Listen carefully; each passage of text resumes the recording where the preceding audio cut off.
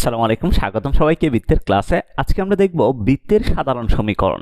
যখন আমরা এই কনসেপ্টটা নিয়ে কাজ করব, আমাদের কাছে তিনটা ওয়ার্কিং ফর্মুলা থাকবে। প্রথম ওয়ার্কিং ফর্মুলা হইতেছে x minus H whole square plus Y minus K whole square equals to R square. এই ফর্মুলাটা নিয়ে কখন কাজ করব? যখন আমাকে বৃত্তের কেন্দ্র দেওয়া আছে ধরো এইচ কমা কে এবং ব্যাসার্ধ দেওয়া আছে আর, অর্থাৎ বৃত্তের কেন্দ্র যখন আমাকে এইচ কমা কে দেওয়া আছে মানে যে কোনো মান দেওয়া আছে, ধরো ফর এক্সাম্পল 1, -2 এই টাইপের কোনো কিছু। এরপর বৃত্তের ব্যাসার্ধ যখন দেওয়া থাকবে তখন আমরা এই ফর্মুলা নিয়ে কাজ করব, x minus H whole square plus Y minus K whole square equals to R square. এরপর 2 নম্বর ওয়ার্কিং ফর্মুলা হচ্ছে x square plus Y square equals to R square. এটা নিয়ে কখন কাজ করব?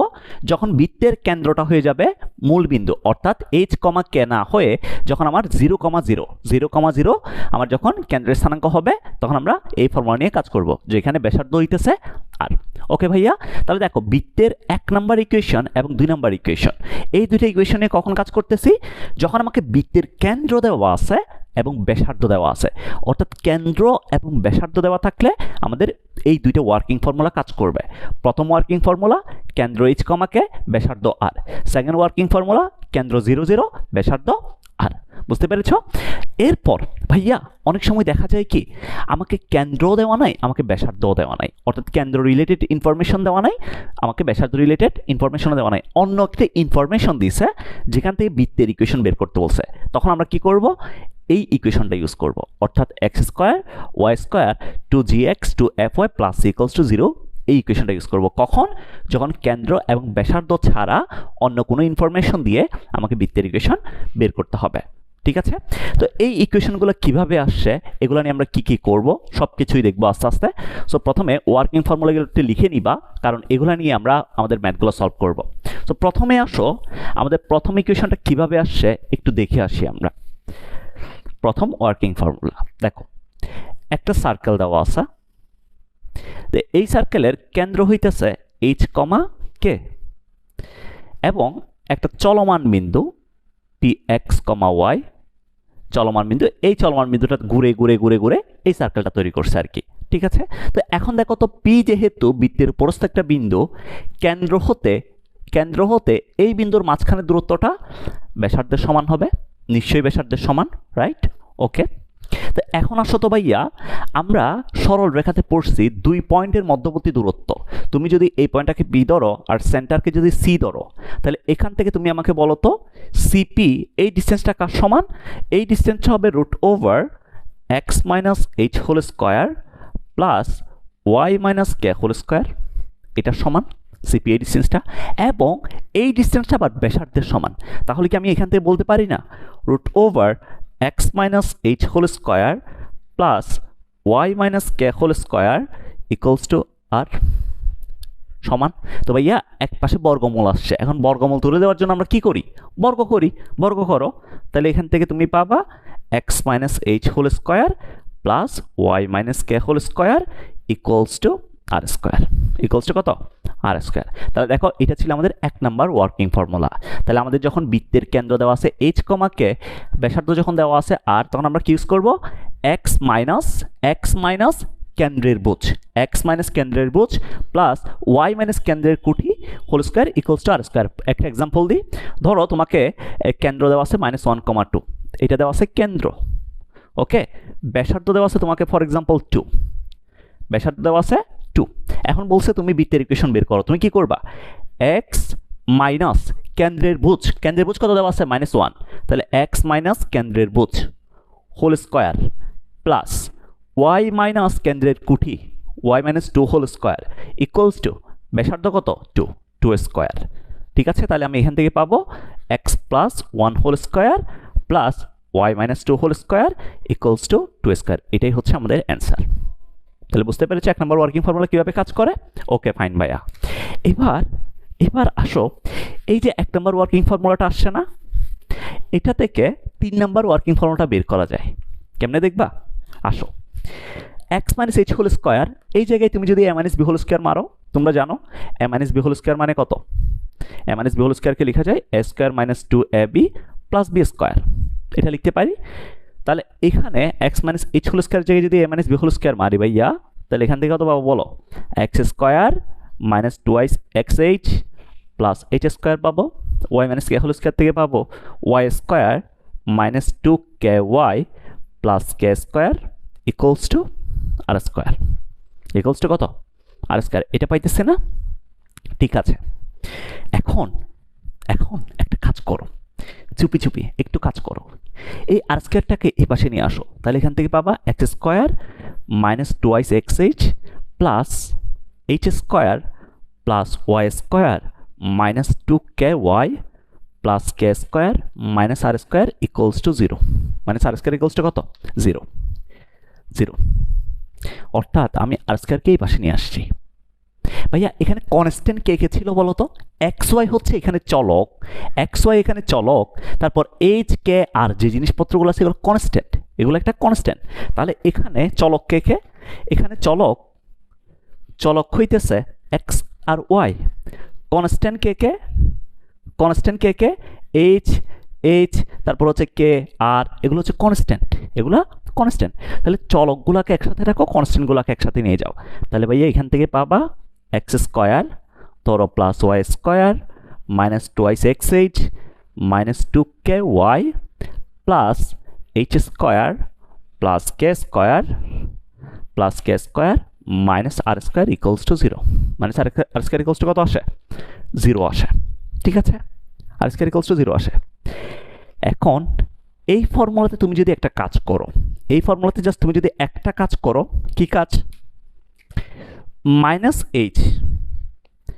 মাইনাস এইচকে তুমি যদি জি দ্বারা রিপ্লেস করো, মাইনাস এইচকে জি দ্বারা রিপ্লেস করো, এরপরে মাইনাস কে কে যদি তুমি এফ দ্বারা রিপ্লেস করো, মাইনাস জি কে কে দ্বারা জি দ্বারা মাইনাস কে কে এফ দ্বারা যদি রিপ্লেস করো, তুমি খেয়াল করো এখান থেকে কী পাবা? এই ইকুয়েশনটাতে কী পাবা? আমি এই জিনিসটা একটু এই পাশে করে লিখি, দেখো তোমরা একটা খেয়াল করো, এই জায়গায় এই ইকুয়েশনটাতে আমরা মাইনাস এইচকে রিপ্লেস করতেছি জি দ্বারা আর মাইনাস কে কে রিপ্লেস করতেছি এফ দ্বারা। তো রিপ্লেস করো তো ভাইয়া, এখান থেকে পাবা X square plus Y square minus H সমান কত? মাইনাস এইচ সমান হচ্ছে কিন্তু জি। তাহলে এই জায়গায় কী পাবো? 2gx না? এই যে মাইনাস এইচের জায়গায় কত বসাই দিছি? জি বসাই দিছি। তারপর মাইনাস কে এর জায়গায় হচ্ছে এফ প্লাস 2fy, এরপর প্লাস এইচ স্কোয়ার জায়গায় কত বসবে? Minus g whole square. তো মাইনাস জি হোল স্কোয়ার মানে হচ্ছে জি স্কোয়ার, তাহলে জি স্কোয়ার প্লাস কে স্কোয়ার মানে হচ্ছে মাইনাস এফ হোল স্কোয়ার মানে f square minus R square equals to 0 এখন আমার ইকুয়েশনটা এটা আসে না? তো তোমাকে বলছিলাম কি এখানে এক্স ওয়াইটা হচ্ছে চলক, জি এফ আর, জি মানে কি? মাইনাস এইচ, এফ মানে কি? মাইনাস কে, এফ মানে মাইনাস কে। তার মানে ভাইয়া এই যে ফুল ভ্যালুটা আছে, এই ফুল ভ্যালুটা একটা কনস্ট্যান্ট না? এই ফুল ভ্যালুটা একটা কনস্ট্যান্ট, একটা কনস্ট্যান্ট দ্বারা আমি রিপ্লেস করি এটাকে। তাহলে x square plus Y square 2gx 2fy plus c equals to 0। দেখো আমাদের থার্ড ওয়ার্কিং ফর্মুলাটা আসছে কিনা? X square plus Y square plus 2gx 2fy plus c equals to 0, এইটাই ছিল আমাদের থার্ড ওয়ার্কিং ফর্মুলা। এখন এই থার্ড ওয়ার্কিং ফর্মুলা থেকে একটু কাজ আছে। কি কাজ? এখান থেকে মাঝে মাঝে আমাদের বলে, এই ফর্মুলাটা দিয়ে বলবে এখান থেকে তুমি বৃত্তের কেন্দ্র বের করো, এখান থেকে তুমি বৃত্তের ব্যাসার্ধ বের করো। কেমনে বের করবো দেখো, খেয়াল করো এই ফর্মুলার উৎপত্তি হয়েছে কই থেকে? এটা থেকে না? এই যে x minus H whole square plus Y minus K whole square equals to R square থেকে না? তো এটা থেকে হচ্ছে এটার উৎপত্তি। এখন ভাইয়া এটা যখন দেওয়া ছিল, আমাকে কেন্দ্র দেওয়া ছিল কি? এইচ, আমাকে কেন্দ্রের বুধ ছিল এইচ, কেন্দ্রের কুটি ছিল কে? ব্যাসার্ধ ছিল আর, রাইট? তাহলে আমাকে কেন্দ্র বের করতে হবে, ব্যাসার্ধ বের করতে হবে। খেয়াল করো তুমি এইচকে রিপ্লেস করছো, মাইনাস এইচকে রিপ্লেস করছো জি দ্বারা, মাইনাস কে কে রিপ্লেস করছো এফ দ্বারা। তো তুমি যদি এইচ আর কে বলে দিতে পারো, তার মানে কেন্দ্র বলে দিচ্ছ না? তো এইচ মানে কি? মাইনাস জি, কে মানে কত? Minus F. তাহলে তোমার এই ইকুয়েশন থেকে মাইনাস জি বের করতে হবে, মাইনাস এফ বের করতে হবে, তাহলে তো আমার কেন্দ্র বের হয়ে গেল, রাইট? কেন্দ্র বের হয়ে গেল না? এরপর দেখো এখানে একটা কনস্ট্যান্ট আছে না? সিকে আমরা রিপ্লেস করছি কি দ্বারা? এটা দ্বারা না? তো এটা ইকুয়ালস যদি আমরা এখান থেকে বের করি, তাহলে তো আমাদের ব্যাসার্ধ বের হয়ে যাবে, না? খেয়াল করো, তাহলে আমাদের উদ্দেশ্য কি বের করা? মাইনাস জি বের করা, মাইনাস এফ বের করা। এই ইকুয়েশন থেকে আমাদের উদ্দেশ্য এখন কি বের করা? বৃত্তের কেন্দ্র বের করা, বৃত্তের ব্যাসার্ধ বের করা। আচ্ছা আমরা দেখি। তো এই জিনিস একটু মুছে দিলাম, আমি সুন্দর করে আবার একটু লিখি, খেয়াল করো। তাহলে ভাইয়া আমাদের এখন তার ওয়ার্কিং ফর্মুলা হচ্ছে x square Y square 2gx 2fy plus c equals to 0। ঠিক আছে, তো এটা থেকে আমাদেরকে কি কি বের করতে বলছে এখন? এটা থেকে আমাকে কেন্দ্র বের করতে বলছে, এটা থেকে আমাকে ব্যাসার্ধ বের করতে বলছে। তো তোমাকে বলছিলাম এটার উৎপত্তি হয়েছে কই থেকে? x minus H whole square plus Y minus K whole square equals to R square থেকে। তার মানে আমি যদি এইচ আর কে বলতে পারি এবং আর বলতে পারি, তাহলে আমাদের কেন্দ্র এবং ব্যাসার্ধ বের হয়ে যাবে। এইচকে আমরা মাইনাস এইচকে রিপ্লেস করছিলাম জি দ্বারা, মাইনাস কে রিপ্লেস করছিলাম এফ দ্বারা। তাহলে এই ইকুয়েশন থেকে আমাদের কি কি দরকার? মাইনাস জি কে দরকার, মাইনাস এফ কে দরকার কেন্দ্রের জন্য। তাহলে দেখো তো কেন্দ্র আমরা এভাবে পাইতে পারি কিনা? কেন্দ্র সমান হবে মাইনাস জি কমা মাইনাস এফ, মাইনাস জি সমান হচ্ছে এইচ, মাইনাস এফ সমান কে, ইকুয়ালস টু আমি কি বলতে পারি না? এই যে এক্স এর সহগ কত? 2g divided by minus 2, x এর সহগ ডিভাইডেড বাই মাইনাস 2। ওয়াই এর সহগ কত? 2f divided by minus 2। তাহলে এক্স এর সহগ ডিভাইডেড বাই মাইনাস 2 করলে দেখো মাইনাস জি আসে, ওয়াই এর সহগ ডিভাইডেড বাই মাইনাস 2 করলে কত আসে? মাইনাস এফ আসে। তো এটাই তো আমাদের কেন্দ্রের স্থানাঙ্ক ছিল। কেন্দ্রের স্থানাঙ্ক এটা ছিল না? এই যে দেখো এইচ সমান মাইনাস জি, কে সমান মাইনাস এফ। তো এইচ কমা কে ছিল কেন্দ্রের স্থানাঙ্ক, তো এই যে মাইনাস জি আর মাইনাস এফ আছে, এটা কার সমতুল্য? এইচ আর কে সমতুল্য। ওকে, তাহলে কেন্দ্রের স্থানাঙ্ক বের হয়ে গেল। তাহলে দেখো কেন্দ্রের স্থানাঙ্ক কেমনে বের করতেছি? এই ইকুয়েশন থেকে এক্স এর সহগ ডিভাইডেড বাই মাইনাস 2, ওয়াই এর সহগ ডিভাইডেড বাই মাইনাস 2 দ্বারা।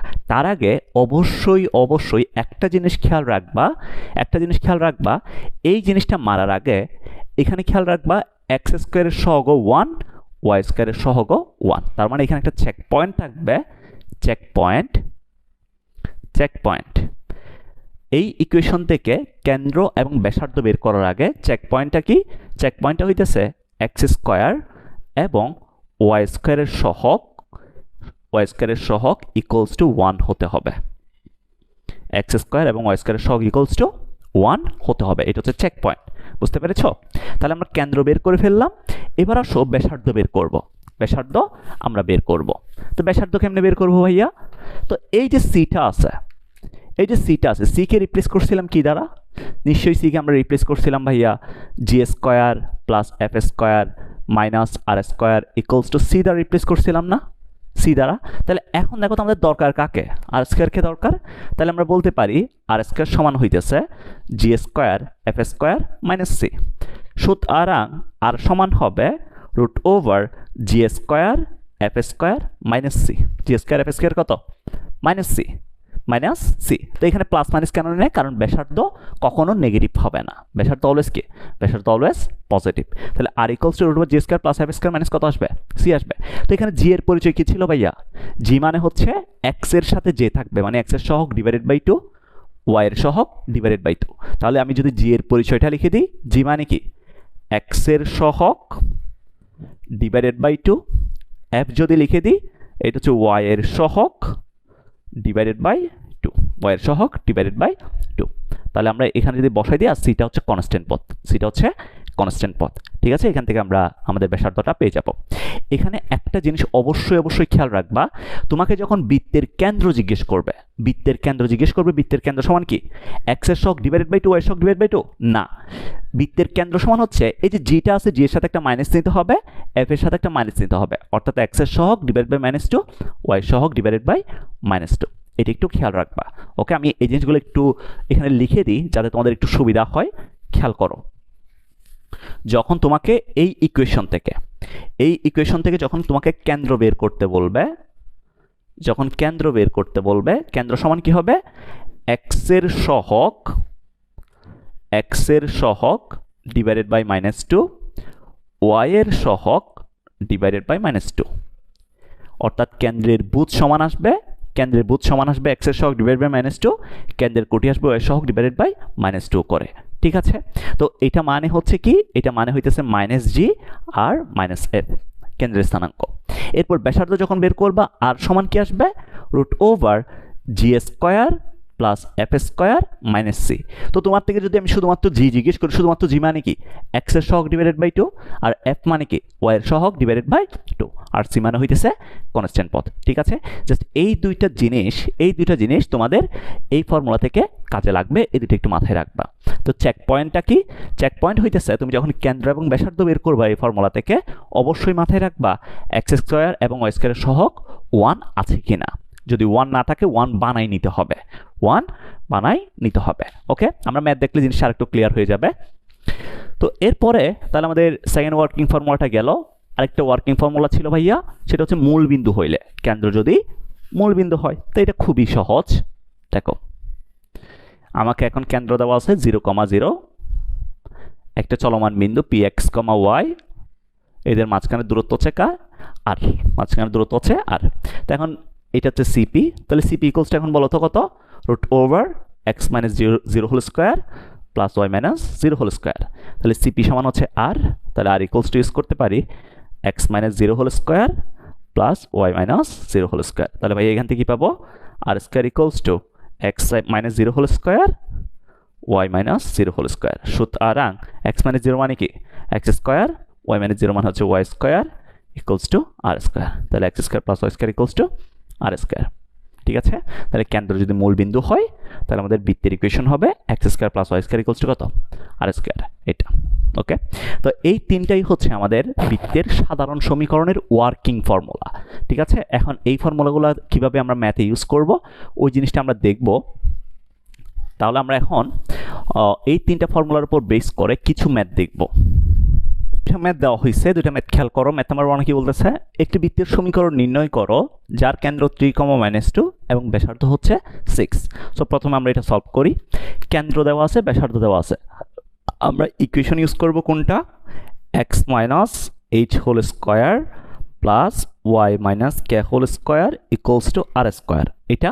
তাই এখন বলো তো ভাইয়া, এক্স মাইনাস কেন্দ্রের ভুজ কত দেওয়া আছে, 3 দেওয়া আছে, তাহলে x minus 3 whole square plus Y minus কেন্দ্রের ভুজ কুটি কত, -2, তাহলে y minus -2 whole square equals to ব্যাসার্ধ কত, 6 স্কোয়ার।